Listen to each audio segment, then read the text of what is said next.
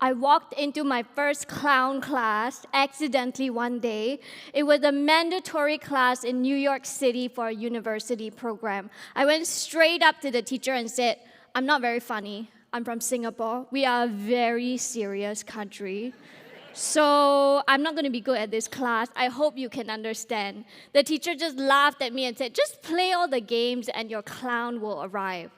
I was a typical straight-laced Singaporean, trained to be good, trained to be correct, but here I was in clown class, the only Singaporean, extremely terrified, playing all kinds of silly clown games specifically designed for you to fail on purpose. And every time I fumbled a game or revealed a silly side of myself, my classmates would laugh at me and my teacher would say, "Shanice, your clown is here." And in that moment, I fell in love with clowning because clowning taught me to fail joyfully. So today, I thought instead of you going to clown school to experience this, I'm going to attempt to bring a bit of clown school to you. How does that sound? Yeah? Okay. So I thought we could play a simple clown game. It's one of my favorite ones. It's called 1, 2, boing, and it goes like this. You're going to turn to your friend, or you can look at me. Find your friend or look at me, and you are going to count 1 and 2 together, and then we're all going to go boing and make a silly face. Now we're going to do this 3 times, and every time we do boing, it has to be a different silly face. All right, let's try. 1, 2, boing. 1, 2, boing. 1, 2, boing. Great. I hear laughter in the crowd, which means our clowns are here. So when we're young, we have this ability as children to run, we fall on our face, we get back up again, or we say, "Mommy, mommy, look at me, I'm a princess," or "I'm a pirate." And then we grow up, and then we push this side of ourselves a little bit behind and perhaps put on various forms of masks to fit into society. But that playful side is connected to our clowns. And clowns, we are a very resilient bunch. We're literally the walking ambassadors of failure. We fall on our face, we're the joke of the show, and really what our role is to say, "Hey, it's okay, things can fall apart, things can go wrong, but we're still here and we're gonna find another way around it." So one of my favorite philosophies in the clown world is this idea of embracing your flop. Whenever we do a show and if the joke doesn't land with the audience, we are told to pause, breathe, and acknowledge the flop. For most people, a flop, or what we call failure in real life, might trigger shame or self-criticism. But for us clowns, it's a beautiful moment for us. It's a moment where we can't hide behind this illusion of being perfect, and it presents us this opportunity to do something else to save our show.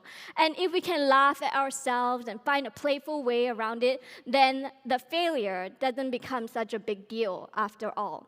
So I was on a mission to bring this clowning philosophy to as many people in Singapore as I could. So I found myself clowning in all kinds of spaces. I found myself in corporate offices with engineers and journalists and scientists. And like me, they came to their first clown class extremely terrified, but after doing silly walks or turning a trip into something spectacular or doing nonsensical improvisations like, "How do we save a bad client pitch?" we realized that their relationship with embarrassment transformed into a space where mistakes were no longer something to hide from, but a space to innovate and creatively problem solve. I found myself working with terminally ill children where we would reimagine their treatment so that they can reclaim their joy again. Injections became superhero energy boosters, and beeping machines were the backtrack to our music videos. And in that moment, we weren't patients, but we were superheroes, and for some of us, the 5th member of Blackpink. Clowning helped us confront the scary and painful conversations, not by avoiding it, but learning to laugh through it. And across all these spaces, I saw the same thing: the eyes lighting up, the mask falling, and people just reconnecting back with their childlike self. And it was the same for me too. Clowning helped me build this emotional muscle for dealing with the bigger versions of flops in my life, like grief or heartbreak, or even my own versions of failures.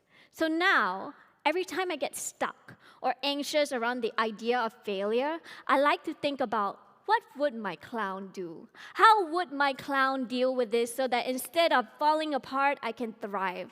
Sometimes the answers look like finding the humor in what went wrong, or reimagining a new way forward, or just not taking myself so seriously.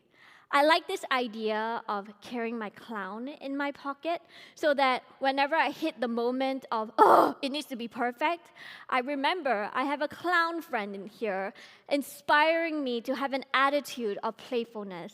I always like to go back to when my teacher said, "Shanice, your clown is here." And I think it's true. I think our clowns are here, ready to meet our failures with joy and laughter, but only if we let them in.